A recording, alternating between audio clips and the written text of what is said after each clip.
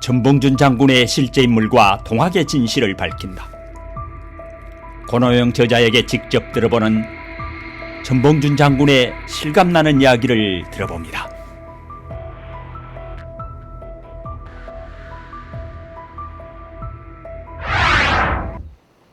제가 이 전봉준 장군 실제 인물과 동학의 진실을 밝히는 책을 쓰게 된 건 계기가 있습니다. 제가 30여 년 전에 삼례 시집고택으로 이주를 해서 집 정리를 하는 중에 아주 음습하게 썩어가는 고서류들을 우리가 쉽게 말하면 이불체만하다 그럴까요? 그 이불체만한 크기의 서류를 발견하게 됐습니다. 그래서 이 서류들을 털고 닦고 하면서 저희 집에 있는 유품들도 아주 중요한 유품이라는 걸 이제 알게 되었죠. 그래서 그것을 트렁크에다 싣고 우리나라의 유명하신 동학의 박사님들은 거의 다 만났을 겁니다. 이거에 자신 있고 이 자료를 가지고 우리가 동학의 역사를 바로 잡아보겠다. 또 연구해서 올바른 동학 역사를 내려놓겠다 하는 각오가 있으신 분 있으면 제가 그 자료를 드리려고 했습니다. 그런데 한 분도 거기에 대해서 호응을 보이시지 않으셨습니다. 야속하기도 하지만 어떤 분의 경우는 굉장히 배타적인 분도 계셨고 또 어떤 분의 경우는 나는 고고학이라 모른다. 그렇기 때문에 이 자료를 역사가긴 하지만 이 자료가 나에겐 유익하지 않다. 또 어떤 분의 경우는 지금 동학에 굉장히 관계되는 위치에 계신 분도 계십니다. 근데 그분께서는 나는 현대사기 때문에 이 동학에 대해서는 전혀 모릅니다. 그렇게 얘기를 하셨어요. 그래서 제가 최종적으로는 국사편찬위원장인 이만열 씨까지 제가 차관 시절에 찾아뵀습니다. 만약에 이 자료에 대해서 관심들이 있으시다면 저는 국가에도 내놓을진데 이 자료를 연구하셔서 우리의 역사를 바로잡아 주시라고 제가 당부도 드렸어요. 근데 거기에서 하나 에피소드가 있는데 제가 가져간 그 역사 자료가 엉뚱한 분을 지적을 하셨어요. 근데 그 계기가 똑같은 분이었어요. 근데 똑같은 분이 분신이 두 개였었죠. 그것을 그분이 주장을 하는 바람에 이게 굉장히 중요한 자료구나. 그때부터는 바로 제가 호화백화점 뒤에 복사하는 곳이 있었습니다. 그래서 원본을 안 들고 다니고 가서 다 복사를 일일이 다 했습니다. 그래가지고 그 다음부터는 제가 연구에 집중을 하게 됐습니다. 그러기가 제가 한 28년째입니다. 우리나라의 그 동학에 유명하시고 진용도 있으신 분들이 논문 쓰시고 박사학위 받으시고 뭐 이런 책들을 200여 권은 실이 넘게 제가 새벽 5시까지 독파하면서 책을 읽게 됐죠. 그러면서 우리 자료가 엄청나게 귀한 거라는 걸 다시 한번 인지를 하고 그 다음부터는 제가 집중적으로 더 몰입해서 현장을 뛰어다니기 시작을 했습니다. 그 가운데 만난 분들이 뭐 이와 차관 지내신 동학에 아주 인지도 높으신 그런 분들도 제가 여러 번 만났고 또 신용화 교수 뭐 해서 우리나라에 인지도 있는 분들은 제가 거의 다 만났을 것입니다. 그런 상황에서 제가 이제 연구를 시작하다 보니 제가 한 10년, 15년 전까지는 이미 전봉준 장군 이름이 아니라는 것은 알게 되었어요. 전봉준 장군 이름이 아니었습니다. 전라도의 봉준이었어요. 전라도의 우두머리 장군. 그것이 전해져서 전봉준이 된 겁니다.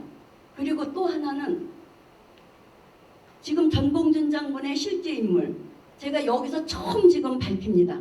정원성 장군. 그 정원성 장군께서는 우리 이 삼례 이 지역의 일부가 익산군에 해당이 될 때입니다. 행정구역상. 그럴 때 익산군수시였습니다. 그래서 지금부터는 제가 1차 봉기가 일어난 일하고 2차 봉기가 일어나게 된 봉기를 제가 책을 썼으니까 또 제가 연구를 했으니까 간단하게 간략하게 말씀을 좀 드리도록 하겠습니다. 1차 봉기에 이제 우리 전봉준 장군 또 정원성 장군이 한 인물이라는 것을 제가 주장한 가운데 우리 전원성 장군께서 익산 군수직을 받게 됩니다. 13살 때 아버지가 천주교로 인해서 천주교 탄압 때 천주교에 이로 인해서 처형당하는 모습을 13살 때 보게 됩니다. 아버지가 대구 감옥소까지 가실 때까지 어린 그 청년은 따라다니며 그 처형당하고 그 매맞고 하는 그 모습들을 계속 지켜보게 되죠. 거기서 울분을 갖게 됩니다. 나는 부친을 위해서 보험을 하겠다라는 마음이 가득 차게 됐죠.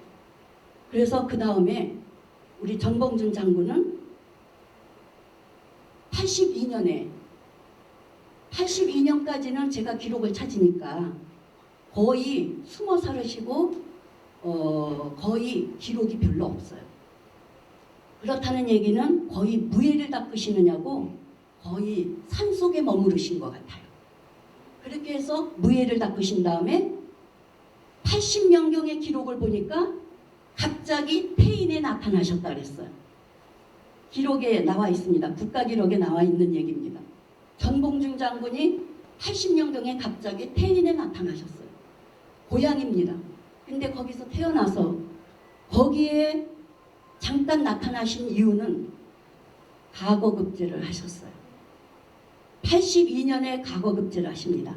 그래서 우리 이 책에 보시면 161페이지에 가거급제 하신 홍태와 또 84년 1894년 1월에 고종황제나 대원군과 밀약을 한 이후에 갖게 된 익산 군수직의 교지가 실려 있습니다. 지금 여기에 역사가님들이 오셨는지 안 오셨는지는 제가 알지 못합니다. 그러나 많은 역사가들과 대화를 제가 나눠본 결과 그분들은 거의가 전봉준에 대해서만 찾으신 거예요. 전봉준 장군의 실제 이름을 모르셨으니까. 그러다 보니까 전봉준 장군은 교수란 적도 없고 교지 받은 적도 없다. 이렇게 주장을 하고 계시죠. 그러나 그건 아닙니다. 제가 그 책을 보시면 앞면에 보시면 제가 실어놨습니다. 보기 좋게. 전봉준 장군께서 대원군에 두 번째 만나실 때 처음이 아닙니다. 전봉준 장군이 대원군과 세 번을 만나십니다. 그 세 번을 만나실 때 두 번째에 약속을 합니다. 어떤 약속을 하냐면 그 앞에 한번 보시는 분 크게 한번 읽어보시죠. 나의 뜻은 그 앞에 책 표지에 있습니다. 제가 보기 좋게. 제일 앞면에 나의 뜻은 나라와 인민을 위하여 한 번 죽고자 하는 바라고 말하고 목숨을 내놓는 바 그랬죠. 그렇게 대원군과 밀약을 하게 됩니다. 그러면 제가 그 밀약하게 된 동기를 조금 말씀드리겠습니다. 전봉준 장군이 기록을 보면 거경을 하셨다고 나와요. 전봉준 장군의 기록에도 거경한 기록이 나옵니다. 그러나 그것은 그냥 무작정 거경한 게 아닙니다. 82년에 가거급제 하시고 내금위로 직책을 받게 됩니다. 그것이 어디냐? 대원군의 집입니다. 경복궁. 그래서 대원군의 내금위로 직책받은 것은 국가의정부계 이런 데서 제가 다 찾은 거니까 그대로 말씀을 믿으시면 되겠습니다. 그래서 의정부계의 내금위장으로 임명을 받습니다. 임명을 받은 다음에 대원군과 여러 번 접촉을 하지만 대원군이 보니까 굉장히 성실한데 한 번은 이상해서 부릅니다. 나를 만나는 사람마다 다 나를 출세를 시켜주거나 어떤 부탁을 하는데 너는 어째서 나에게 그런 부탁이 없느냐 하고 물어보게 됩니다. 그럴 때 전봉준 장군, 이 책 내용에 다 있습니다. 전봉준 장군께서 말씀하시기를 웃으면서 큰 뜻을 둔 사람은 작은 뜻에 연연해하지 않습니다. 라는 말씀을 하시게 되죠. 이건 국가기록에 다 있는 겁니다. 그래서 대원군이 거기서 무릎을 탁 치면서 너는 사람이 됐구나. 그거에 대해서 제가 조금 더 부연 설명을 해드리면 단성 현감을 발령을 내준 거예요. 아, 내금위로 집에서 성실하게 직무를 하는 걸 보고 대원군이 내줬는지 고종황제 교지입니다. 대원군이 내줬는지 그 역할은 제가 다 물어보지 못했지만 단성 현감 자리를 줍니다. 그러는데 단성 현감을 국가기록에 보니까 나는 신병이 있어. 내가 그 직무를 할 수가 없습니다. 그러니까 나를 재차하셔서 이 윤호를 거둬두십시오 하고 말씀을 하시게 되죠. 그건 왜 그러냐? 거기에서 이제 하나의 뜻이 크게 있습니다. 나는 대원군 밑에서 그 양반들이 살아가는 정탐도 하고 또 그 깊이를 더 배우겠다는 말씀이었었습니다. 그래서 내금위장을 받고 거기서 계속 그 일을 하게 되죠. 그래서 거기서 대원군이 대화를 나눠보니 예상치 않은 인물이다. 너 나랑 석파산장으로 가자. 그리고 석파산장으로 데리고 갑니다. 그래서 석파산장에 가서 술을 한 잔 부어주면서 그런 얘기를 하는 중에 전봉준 장군이 어떤 얘기를 하냐면 동학의 이야기를 합니다. 동학군들의 분노, 또 동학군들이 지금 탄압을 받으면서 쫓겨다니는 생활, 이런 것을 얘기를 하게 됩니다. 그럴 때 대원군은 눈치를 챕니다. 왜? 대원군이 고종 원년 아들이 어린 나이에 왕이 됐을 때 수렴 청정을 하게 됩니다. 그럴 때 제일 먼저 한 일이 뭐냐? 천주교인들을 무조건 다 순교시켰어요. 다 탄압시켰어요. 탄압을 했습니다. 그래서 거기에서 최재우 선생님이 1차적으로 탄압을 받게 되고 대구 감옥소까지 끌려가셔서 처형을 당하게 되죠. 그런 관계로 인해서 우리는 삼예치에서부터 해가지고 그 많은 과정을 겪게 되는 것을 전봉준 장군이 대원군한테 얘기를 하게 되죠. 너 나랑 내가 너랑 밀약을 하나 제기할까? 그랬을 때 전봉준 장군은 일단 제가 고향에 가서 동학도들을 다 규합을 해보겠습니다 하고 태인으로 옵니다. 날아가는 마음으로 뛰어오죠. 왜? 아버지의 보응을 할 수 있는 기회가 됐기 때문에. 그래서 동학도들을 모으고 동학도들을 규합을 합니다. 거기에서 두 번째 대원군이 강화문 상소 문제가 있습니다. 거기에 네가 3만 명 내지 4만 명 군대를 끌고 올 수 있겠냐 하고 제안을 했거든요. 부지런히 그 동학도들을 전국을 다 수소문해서 교주들 통해서 다 해보니 3, 4만 명은 문제가 없이 모일 수가 있게 됐습니다. 그러나 그건 실패로 갑니다. 어느 기록에는 전봉준 장군이 그 강화문 상소에 참여했다라고 써 있는데 그것은 조금 잘못된 겁니다. 참여하지 않았습니다. 정교의 그 저기에 보면 나옵니다. 이건 역사책에 다 나오는 것을 제가 쓴 거니까요. 그래서 여기서부터 간략하게 가겠습니다. 그래서 그 정교의 그 저기를 보면 전봉준 장군은 실패가 됐어요. 왜? 대원군께서 계획했던 게 들켜가지고 저기로 갔거든요. 말하자면 위험하게 갔거든요. 일본에서 다구치는 바람에. 그래서 강화문 상소에는 전봉준 장군의 3만 명, 4만 명 모이기로 했던 것은 무산됐습니다. 그리고 난 다음에 1892년에 또 1892년 2월에 전봉준 장군과 밀약한 대로 또 귀합을 또 하게 되죠.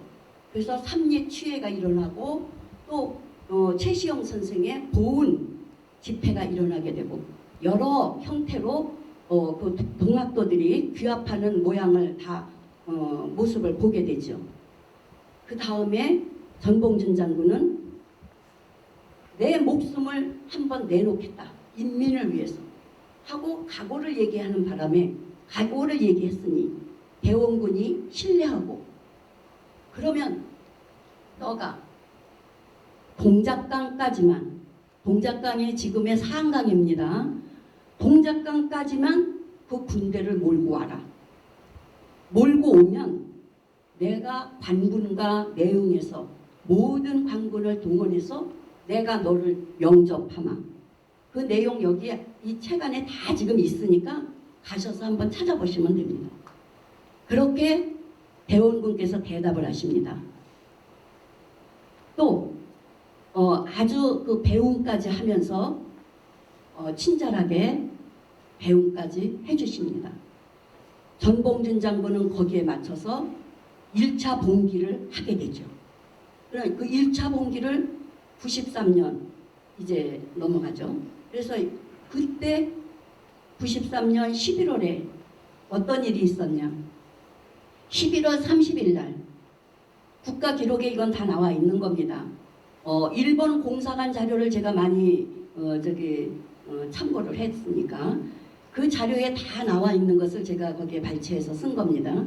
1893년 11월 30일 조병갑이가 익산군수로 임명을 받습니다. 전봉준 장군이 계속 상계를 합니다.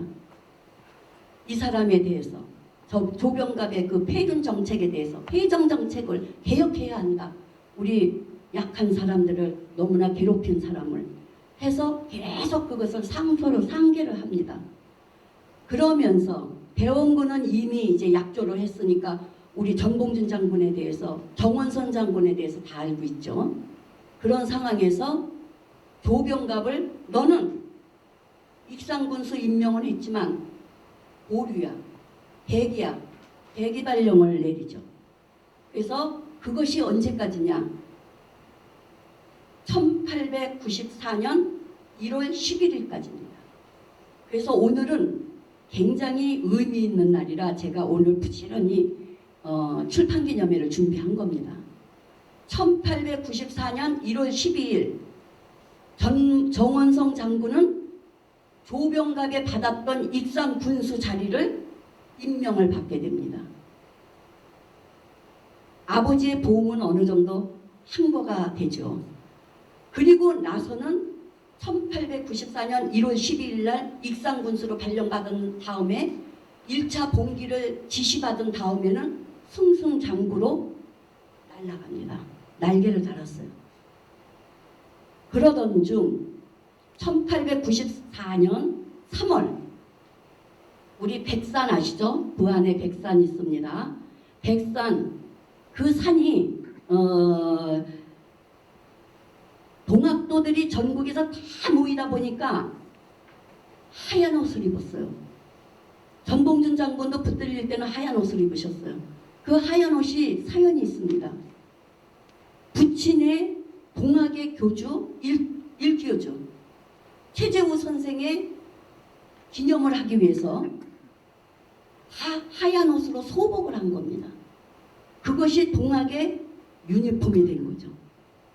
그래서 그 백산에 다 모였는데 너무 하얗게 그 산이 너무 많은 사람이 모여서 하얗게 보이다 보니까 백산이 됐답니다. 그리고 3월 달에 전봉준 장군을 동학의 대장으로 선출을 하게 되죠. 그래서 3월 달에 대장으로 선정을 받고 대장이 됩니다. 그리고 4월 달에 일로 넘어갑니다. 4월 달에는 홍계운 장군이 동학도들의 그 적을 다 막기 위해서 양호초토사 자격으로 여기를 전주를 옵니다. 근데 전주에 와가지고 제일 먼저 김문현이의 상계를 잘못 받았어요. 바로 아까 그 정원성 장군, 전봉준 장군과 같은 인물이시라는 정원성 장군의 작은 아버지인데 실제는 아까 아버지가 13살에 돌아가셨으니까 친아버지나 다름이 없는 그 아버지를 효수를 시킵니다. 그 효수는 다 얘기 들으셔서 아실 거예요. 정석희 할아버지가 효수를 당하십니다. 근데 정석희 할아버지에 대해서는 아는 분들이 없어요. 근데 김시풍 할아버지 얘기를 하면 다 아십니다. 초록바위에서 효수를 당했다 그러죠. 근데 그 당시에 김시풍, 김계남 장군은 여기서 잠깐 말씀드리는데 김계남 장군의 지금 처형 소식이 2번 있습니다. 국가기록에. 4월 달에 한 번 있고 12월 달에 한 번 또 있습니다. 제가 이제 마지막으로 말씀드리겠지만 그렇게 해서 김시풍과 정석희를 효수를 해서 남문에다 그 효수를 겁니다. 동학도들의 경각심을 주기 위해서 했다고 홍계운 장군이 고종황제한테 보고를 합니다. 그러나 아까 말씀대로 고종황제는 또 대원군은 내면적으로 우리가 시킨 보국 안민을 위해서 우리가 시킨 전봉준 장군이라는 걸 알고 있으셨잖아요. 그런데 그 작은 아버지를 효수를 시켰다 그러니까 홍계운 장군을 잘했다 그랬겠어요? 못했다 그랬겠어요? 너 아까운 사람 죽였구나. 내가 죽지 않아야 될 사람을 죽였구나. 이렇게 된 겁니다. 그래서 김문현이는 어떻게 되냐? 김문현이는 정석희가 지금 페인에 가서 전봉준 장군, 정원성을 잡아오기로 했는데 돈을 받고 3번이나 가서 잡아온다 그랬고 그냥 왔다. 근데 거기에서 정원성 장군의 형님의 아들이 있습니다. 정한을 붙들어다가 문초를 해서 자백을 받아서 그 자료가 여기 지금 다 있으시니까 듣기만 하셔도 됩니다. 자백을 받아가지고 거기서 정석희 영수, 전라가명 영수를 효수를 시킨 겁니다. 그래서 나라에서는 일본이 있으니까 눈치가 있어서 우리가 시켜서 했다는 얘기는 못하고 너는 아까운 사람을 죽였다 해서 홍계운이는 어떤 조치를 하냐? 너는 무안으로 가. 양호토소사 자격 내놓고 무안으로 가. 무안으로 쫓아냅니다. 김문현이는 어떻게 되냐? 검은도로 위안 리치를 당합니다. 위안 리치라는 거는 탱자나무로 그냥 싹 둘러싸고 있습니다. 그러면 진짜 그 가시가 무서워서 이리저리 움직일 수가 없는 게 그게 위안 리치입니다. 그래서 그 김문현이에 대해서 이걸 어떻게 해야 되냐 하고 국가기록에 보면 엄청 많이 나옵니다. 그래서 김문현 관찰사는 그런 식으로 해서 처벌을 받습니다. 그리고 정석희 전봉준 장군의 아버님이나 다름없는 숙부께서는 효수를 당하시고 금구 삼거리에서 효수를 당하셨습니다. 금구 시장날, 장날 그 기록은 국가기록에 다 있습니다. 제가 여기에 참고한 자료들을 다 썼습니다만 제가 하나 안 한 게 있습니다. 그 자료들을 너무 쉽게 제가 30년을 그 책을 수많은 책을 뒤져서 찾았는데 너무 쉽게 역사가들이 알면 안 될 것 같아요. 그래서 페이지를 제가 다 삭제했습니다. 페이지가 다 있습니다. 일본 공사관 1권 2권 자료, 또 예를 들어서 동학난 자료, 또 우리가 서지 뭐 이런 자료에 몇 페이지 이거 제가 다 썼다가 아 이건 아니다 싶어서 제가 그건 페이지만 싹 제거하고 그렇게 해서 거기에다 참고 자료들을 다 실었습니다. 그래서 이제 마지막 우리가 이제 끝나가겠습니다. 그리고 나서 전봉준 장군이 아무래도 좀 쇼크를 받았겠죠. 1차 분기 때. 그러다 보니까 어떤 일이 있느냐. 5월 3일 날 1894년 5월 3일 날 일본 사람들한테 총으로 가격을 받습니다. 말에서 떨어지고 다리를 크게 다칩니다. 그리고 나서 이제 9월로 갑니다. 1894년 9월 달에 지금 거기 내용이 앞에 표지에 다 있습니다. 앞에 보면 고종황제가 외구가 왕가에 침입을 해서 우리가 지금 크게 당하고 있다. 너희가 일어서지 않으면 이걸 어찌하면 좋으냐. 그래서 내가 이걸 교시하노라 하고 교시를 전봉준 장군한테 사람을 보냅니다. 근데 전봉준 장군은 노합니다. 나는 재봉기 의사가 없습니다. 왜? 나는 어떻게 보면 당신네들한테 좀 당했다. 또 김계남이도 붙들릴 때마다 우리가 왕가에서 시켰는데 내가 왜 죽어야 되냐 하고 하는 바람에 더 효수를 당하게 된 거예요. 입막음을 하기 위해서. 일본이 알면 큰일 나니까.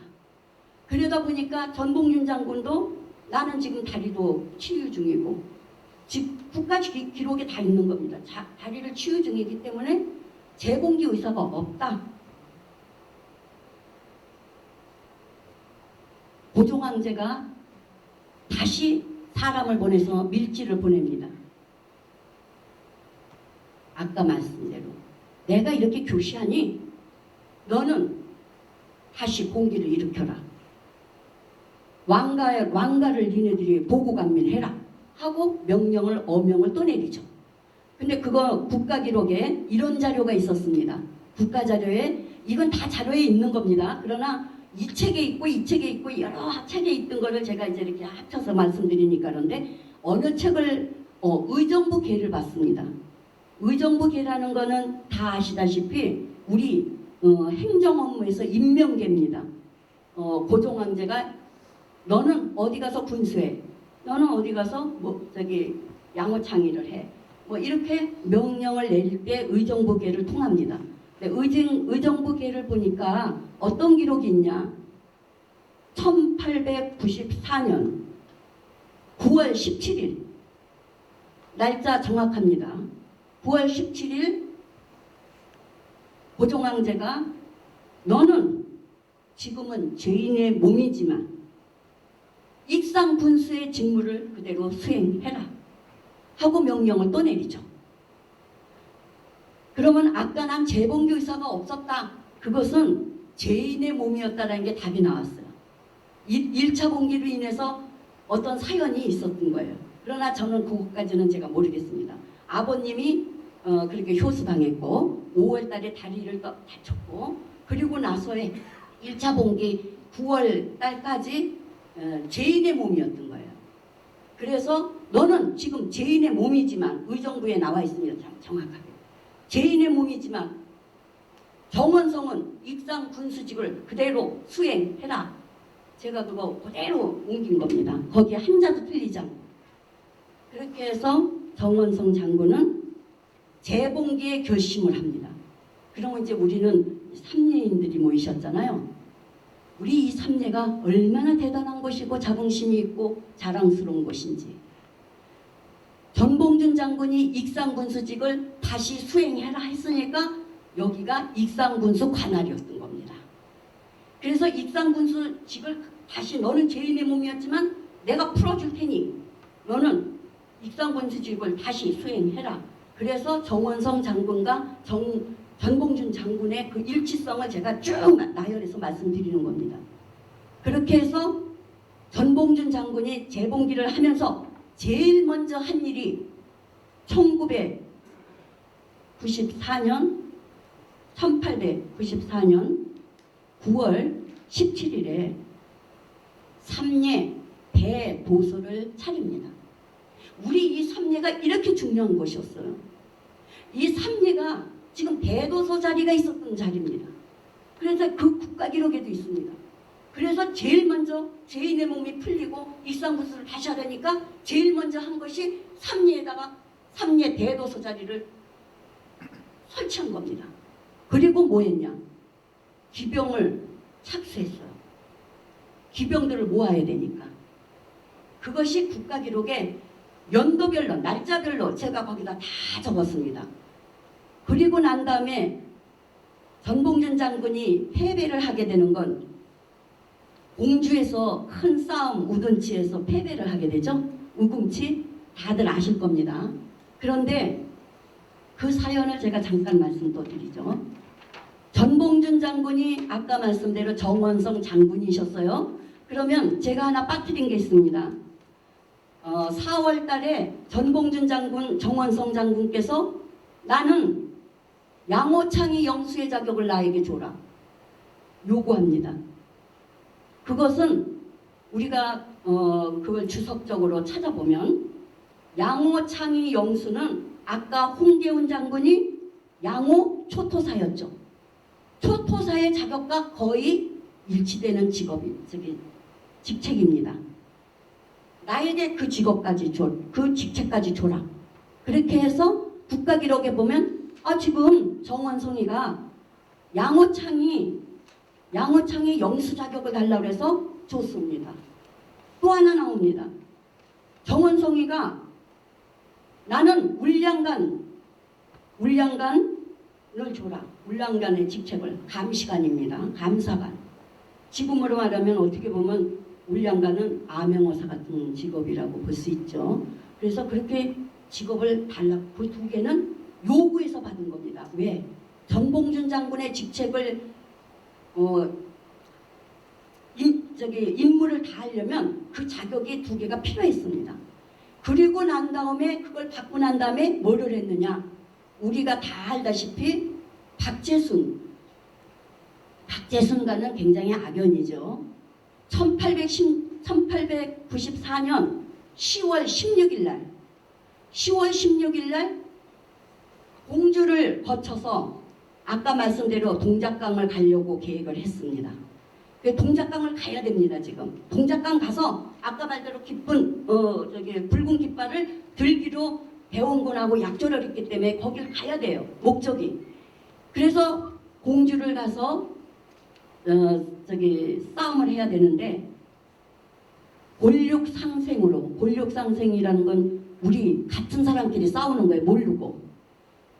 너와 나는 같은 강군이고 너와 나는 지금 나라를 위해서 같이 보국이 하는 사람인데 우리는 너랑 나랑 같은 편이 지금 권력상생을 해야 돼서 지금 수많은 동학도나 수많은 군인들이 죽어야 된다. 그러니까 이래서는 안 되겠으니 나는 양호창이 영수의 자격으로 박재순 너는 관군으로 내가 공주 전투에 참여를 하니 참여해라 하고 명령을 내린 것이 우리가 다 알고 있는 그 사진에 다 지금 실어놨습니다. 그리고 여기 우리 지금 문예관 앞에 보면 그 동화 조형물들이 있는데 거기에도 사진이 있습니다. 그래서 사진 안에는 그 내용도 있습니다. 그렇게 하죠. 그러는데 이게 웬일입니까? 박재순이가 배신을 한 거죠. 1894년 10월 17일 날 왕이 아주 엄청나게 일본한테 시달리게 되는 거예요. 왜 시달렸냐면 네가 지금 동학시킨 거지. 네가 지금 동학군들을 지금 시킨 거 아니냐 하고 계속 추궁을 당하는 거예요. 그리고 못 견디다시피 하다 해서 강압을 당하면서 거기에서 뭐라 그러냐 동학군을 토벌해라 하고 명령을 내리게 됩니다. 근데 그 명령을 내리고 나서 보니 지금 내가 시킨 사람들이 지금 저기서 다 싸우고 있는데 다 죽게 생겼거든요. 그래서 이용헌이라는 국가자료에 이용헌으로 나옵니다. 이용헌이라는 그분이 남원 부사입니다. 남원 부사로 임명을 받고 서울에서 전주를 도착했습니다. 근데 누구한테 붙들렸냐?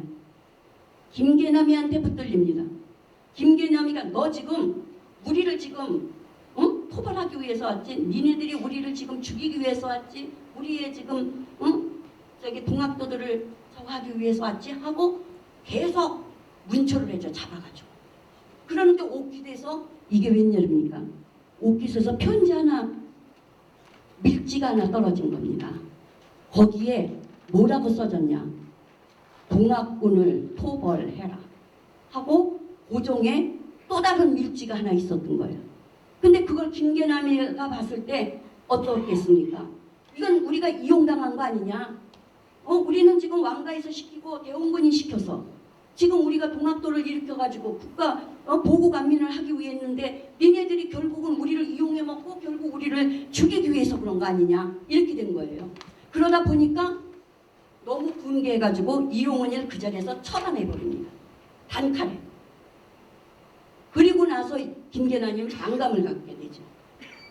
그거를 이제 알고 난 다음에 이제 동학군은 아니나 아까 말대로 이제 박재순이가 전봉준 장군의 실제 인물의 저걸 알게 됐으니까 공주 싸움은 이길 수가 없죠. 공주 싸움은 대패가 됩니다. 왜? 그전에는 양호창이 영수로서 또 울량감으로서 익상군수로서 관군의 총우두머리로서 모든 저거를 다 총괄하다 보니까 그것을 다 군인의 정보들을 다 알았던 거예요. 그래서 이길 수 있었거든요. 그래서 거기에서 대패를 하게 되고 그리고 이제 지금부터는 이제 마무리를 합니다. 그리고 난 다음에 전주를 거쳐서 태인을 갑니다. 고향. 거기에는 송경수라는 여기에 송경수라는 분의 자손 없죠.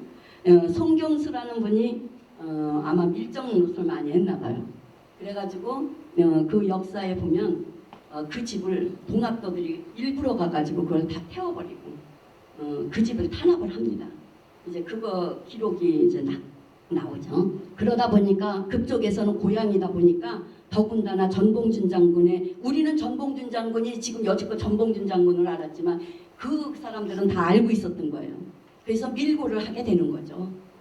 그래서 대패를 거기서 한 번 더 하고 또 원평으로 갔으나 원평에서 대패 한 번 또 하고 고향입니다.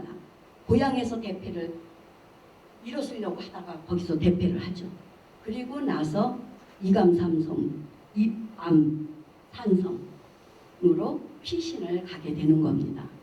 그리고 나서 거기에 일본군들이 정보를 듣고 전봉준을 피체로 오는데 그 소식을 그래도 이제 전해주는 사람이 있었겠죠. 알았죠. 그리고 나서 어딜 가냐? 요거로 마무리하겠습니다. 순창으로 갑니다. 순창은 왜 가야 되느냐? 하얀 두루마기를 입고 아까 그 백산에서 모일 때 그 예복을 입고 갔다 그랬어요. 그것은 아까 그 정석희 작은아버지의 묘가 순창군 쌍치면에 있습니다. 그래서 그 쌍치면에 아버지의 이제 붙들릴 거를 각오하고 아버지를 한번 가서 성묘하기 위해서 갔던 겁니다. 근데 거기에는 누가 있었냐? 정석희 할아버지의 정석희 그분의 따님이 관비로 팔려가야 되는 운명에 놓였었어요. 역적이 됐으니까 아까 효수당하셨으니까. 그럴 때 전봉준 장군이 익상군수 때 익상군으로 불러들여서 보호를 합니다. 그리고 김경천이라는 우리는 국가기록엔 김경천으로 나왔는데 우리 재적증명서에 보니까 김경찬입니다. 그래서 김경찬을 부하인데 부하를 같이 결혼을 시키죠. 그렇게 해서 결혼을 하고 그 아버지 묘를 지키고 있었던 겁니다. 그래서 거기 가서 이건 추정입니다만 야 나한테 지금 내 몸에 만냥이 걸렸어. 또 분수직이 걸렸어. 네가 나를 밀고 해라. 아마 난 그렇게 생각합니다. 그건 제 생각입니다만 그렇게 해서 전봉준 장군은 피체가 되는데 12월 2일 날 피체가 됩니다. 그리고 나서 전봉준 장군을 구하려고 하는 손길들은 왕가에서 여러 번 있습니다. 그 사이에. 근데 최종적으로 안 돌아가셨다는 것만 제가 말씀드리고 끝내겠습니다. 일본 기록을 내가 보니까 보고문이 하나 나왔습니다. 아래입니다. 하고 일본 보고서에 보니까 지금 이자가 관직에 있는 자라. 근데 이자를 지금 압송 중에 갑자기 눈치가 빨라가지고 우리의 일을 안 해버렸다. 그래가지고 지금 화장실을 간다고 그래서 거기에다가 용장을 2사람을 붙였다. 그랬는데 화장실에서 그 사람들을 물리치고 깜쪽같이 사라졌는데 그게 천안이다. 천안에서 사라졌는데 어디로 갔는지 알 수가 없다. 천안 군수한테 지금 그 사람 그 관직에 있는 그 정원성 그 저기를 잡으라고 하니까 알지 못한다 그런다. 그러니까 이것은 일본 측에서 그러니까 본국에서 이 사람을 잡아서 문초를 탄탄하게 하시기를 바란다 하는 그 보고서로 인해서 전봉준 장군이 극적으로 살아나신 것을 저는 알았습니다. 그리고 나서 전봉준 장군은 그 이후에 임피군수가 되십니다. 또 그 다음에는 풍기군수가 되십니다. 그 다음에는 익상군수가 3번 되십니다. 익성군수 2번 또 오십니다. 그리고 나서 영왕군수로 가십니다. 그게 1898년에 결국은 최시영 선생님이 붙들리시면서 어쩔 수 없이 전봉준 장군이 같이 붙들리십니다. 그래서 2분이 같이 같은 날 처형을 당하셨습니다. 그래서 돌아가신 것은 1898년 6월 5일 음력 양력으로는 7월달이 됩니다. 그래서 이렇게 해서 제가 이 연구한 것을 여러분들에게 알려드리기 위해서 이 책에다가 최대한 알아보시기 쉽게 나름대로 서술을 해봤습니다. 감사합니다.